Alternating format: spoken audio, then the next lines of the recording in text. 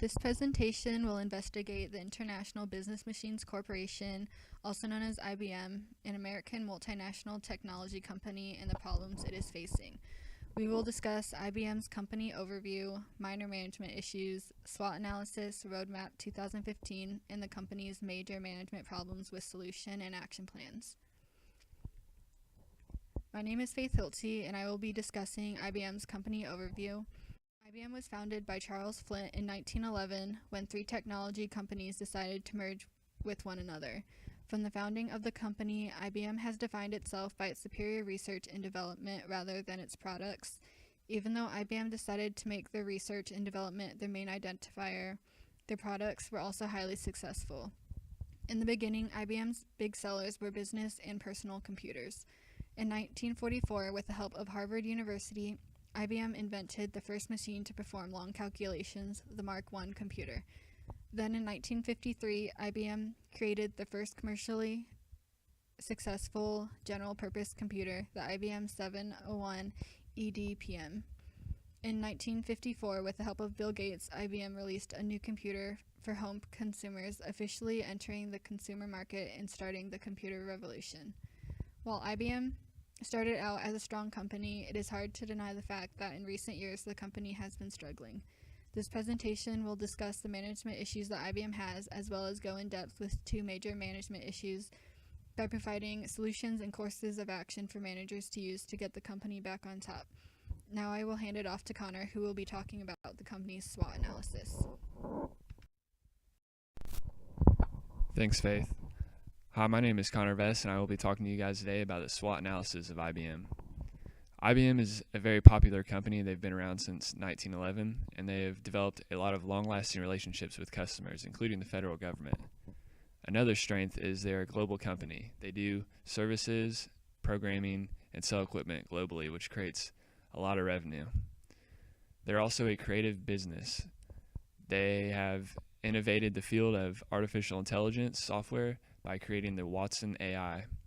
This opens up a lot of markets to make a larger customer base. Some of the weaknesses of the company include how large they are. The large company makes it hard to move and operate as quickly, and also creates a large operating price. They have a lot of corporate customers, and that creates a lot of large contracts and a make it or break it business, and they must keep relationships with customers solid to maintain the corporate customers. They also have a bureaucratic hierarchy. This takes power away from the employees and decreases entrepreneurship and incentives for the employees to be innovative at what they do. Some opportunities for IBM include cloud computing. This is an emerging market that could yield great profit in the long run but needs initial investment. They also have an opportunity to integrate their services and equipment into packages to sell to customers, which will make them sell more equipment, which is something they have been lacking in the recent years. Some of the threats of IBM includes the company size.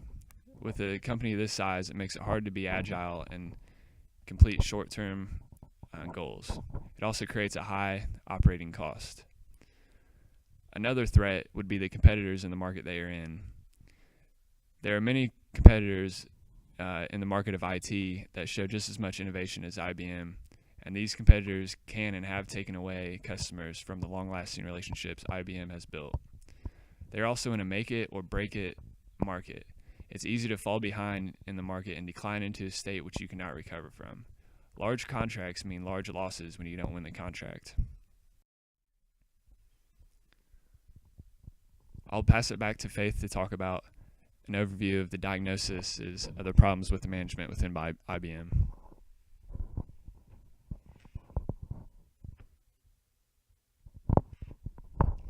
Thank you, Connor. Like you said, I will be discussing IBM's management issues.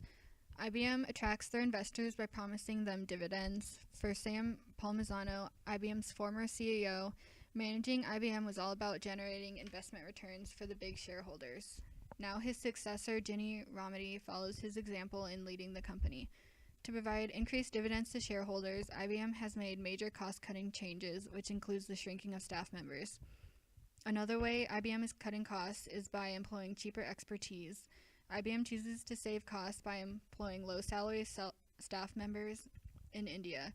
Much of the staff members in India are recent college graduates with no experience in the IT field. In IBM's field of business, innovation is what drives competition in new products. One service that IBM has failed to compete in is cloud computing services. Instead of innovating, IBM is just buying other IT companies. Lastly, IBM has a steep hierarchy. IBM has been around for over 100 years, creating many layers of management throughout the different sectors of work they complete. These layers of management make it very hard for the company to be agile and keep up with the rapid change experienced in the technology market. IBM's cost-cutting, shift to cheaper expertise, and lack of innovation are all small contributors to the company's decline. IBM's major problem is its Roadmap 2015 plan that lacks incentives and motivators for employees and its inability to keep up with its competition. Our group will be focusing on these two issues because all the problems IBM is facing stems from the Roadmap 2015 plan and the company's inability to keep up with its competition. Now I will hand it back over to Connor, who will be discussing IBM's Roadmap 2015 plan. Placed in 2010 by former CEO Sam Polisano and carried out by Jenny Rometty, who took over as CEO in 2012, the Roadmap 2015 plan can be directly related to the decline in the IBM organization. The goal of Roadmap 2015 was to bring the earnings per share to $20 by 2015. This puts more of a focus on shareholders rather than the relationships with customers they have had for many years. To increase the earnings per share, IBM was forced to cut costs to increase revenue within the organization. The cost cuts have resulted in less quality products and services, which leads to many more problems in itself. Now Jesse will talk a little bit more about Roadmap 2015 and what the organization can do to get it back on track. Thanks, Connor, for introducing the problems of the company. I'm Jessie Rougeau, and I'll talk a little more about the Roadmap 2015. It has been a great issue. The decline of IBM can almost be directly traced back to this plan put in place by the CEO, Polisano, in 2010. The goal of the Roadmap 2015 was to have $20 per share earning rate by 2015. According to Summers, the way they are achieving this goal is by cutting costs, selling offshoring certain business lines, firing expertise workers, and taking on additional debt to increase earnings while the company's revenue falls. The strategy is to cater to shareholders, investors, rather than their customers they provide services to. Employees are left unsatisfied and angry with IBM for the needless layoffs, the U.S. staff members, and cutting costs. Not only that, but they have very little incentive to perform well and even to stay with the company. Polisano said that people need to understand that if they execute the model, they will be rewarded. However, he only meant that financially rewarded. Now here's a solution for what they found to be the first problem. IBM should follow the expectancy theory, which states that when workers believe they have an importance in the company and their efforts are acknowledged, higher performance is produced, leading to the attainment of desired outcomes. The more employees care about their job and feel important, the more input they are able to produce. The article 3 Steps to Turn Around a Failing Company by Mendes Zelton, co-author of The Geek Gap, said the second most important thing a business can do is to sell your team. She means this by work with people that you have and turn them into your dream employees. Train and develop them. Make them see the importance of the company so they too can sell the company. IBM should bring back the focus on the employees and bring back the incentives to place on them. One successful company that has remained true to their work and business is the Southwest Airline Company. Just as IBM is one of the largest technology companies in the industry, Southwest Airlines follows the same aspect as being a huge leader in the airline industry. The key to their success is the importance that they place on their employees. Southwest Airlines puts their employees first, customers second, and then the shareholders last. Even with the terror that was brought on about September 9, 2001, put a hold on airlines for a short time, Southwest Airlines still did not change their structure of management and care on the employees. Here's Caleb Day to explain the action IBM can take to correct the lack of incentives. Thank you, Jesse. I will now begin to talk about the various steps and actions needed to take place to turn around the stagnant company. The Roadmap 2015 served as a huge problem for IBM as their workers have become less interested in actually putting their all in making the company succeed beyond what they already have. The plan put in place by Polisano may have been the exact downfall on the quality of business performed by IBM because it made the employees feel less appreciated and less motivated. There is, however, a way to improve their quality of work. As mentioned in the solutions above for lack of incentives, Selling your staff is most appropriate in order to get everyone on board 100%. Minda Zetland mentioned it will not be easy because of the recent decisions made by the company that would discourage their belief in the company. In Zetland's interview with Grant Cardone, he says executives need to become master salespeople. I'm not talking about the guys who can just sell cars. I'm talking about masters. The performance of the company reflects the employees you have working for you. Sometimes employees are underqualified or not prepared to do the work required, so training and developing programs within the company are a great idea. The main way to make better employees is expanding their ability to work. Enhancement programs are not the only key in improving quality. You must give your employees a purpose to want to do better. Bringing back incentives to employees can give them the drive they need to become the employee that you want. IBM should focus their share earnings and money revenue on bringing back incentives to the employees by providing skilled trainings to promote individuals in the company and provide more responsibilities to employees with greater rewards other than monetary value. The company can take action and send employees to conferences, have greater job bonuses, vacations, and more. IBM must put emphasis on why work is beneficial to them and the company, then the output will become greater. I will now send it to Connor to evaluate Roadmap 2015. Thank you, Caleb. My name is Connor Valencio, and I will be talking about ways IBM can evaluate their success. The way to evaluate their success is by taking surveys from both employees and customers. Surveys will include questions varying about their overall experience, what was beneficial, errors they may come across with these ideas, and how to improve these errors, as well as a notes section for anything miscellaneous they may want to say. A way to make customers and employees aware of these surveys: you should make the customers aware of the survey while doing business with them, and for the employees, they should be given the ability to fill out these surveys in their free time. Surveys can be posted on their page to make the process easier for individuals to fill out while having an option to remain anonymous throughout the survey. Another evaluation for success is viewing their key financial documents. Some of these documents may include income statements, balance sheets, and statements of cash flows. IBM will be given an indication of how well they are doing and able to view the areas where they are doing excellent and where they need to reevaluate. IBM should be able to identify this information in their accounting department while combining the information into an Excel document. They should view these financial documents several times throughout the quarter to remain on top of things. If they view these documents routinely, they can catch potential problems early and prevent the problem from expanding. Next, Andrew will talk about the diagnosis of failing to keep up with competitors. Thank you, Connor. My name is Andrew Maynard, and I will be going over why IBM is failing to keep up with its competitors. Cloud computing became a large portion of the market that IBM had not planned for. IBM was a late entrant into the cloud computing market and was still selling physical hardware while competitors were moving on to cloud computing. With more customers turning to cloud computing rather than buying equipment and setting up their own servers from IBM, the company is faced with a substantial hit in their revenue. In cloud computing contracting, you will see an initial lack of revenue when the contract is signed because there is a loss in earnings when it comes to selling actual equipment or software to the customers. The revenue will slowly begin to rise when the return on investment in renting out the cloud space to customers catches up with the lack of earning due to not selling equipment or software to customers. I will now be going over the solution.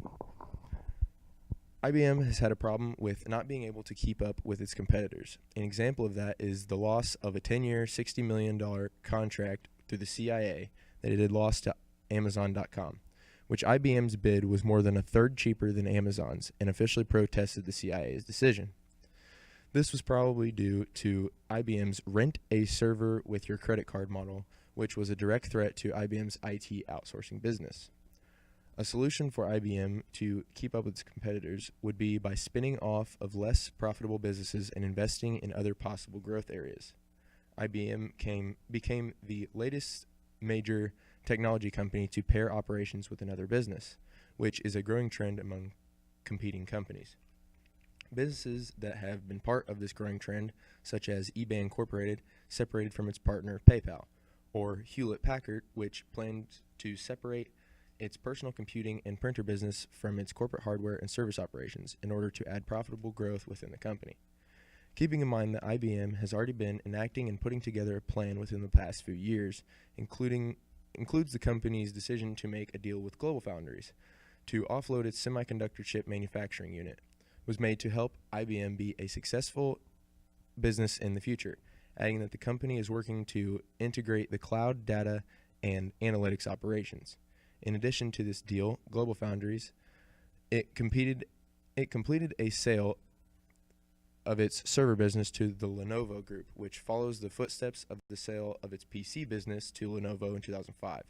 So like many other successful businesses, IBM has decided to disconnect from less profitable businesses and invest in businesses that are going to grow their company in the right way. I will now pass it over to Caleb. Thank you, Andrew. The Roadmap 2015 has also caused them to fall behind their competitors. Cutting corners to benefit their shareholders also caused the company to lack innovation and hurt their ability to stay near the top. IBM has been extremely slow in transitioning to cloud computing and being a legitimate option for other companies to choose as their partner. This does not mean that IBM is doomed, though, as there are some possible ways to get back on track. The main way to improve their innovation and ability to keep up with competitors is to make their main focus cloud computing. They need to put more money in developing in the area as well as time and effort too.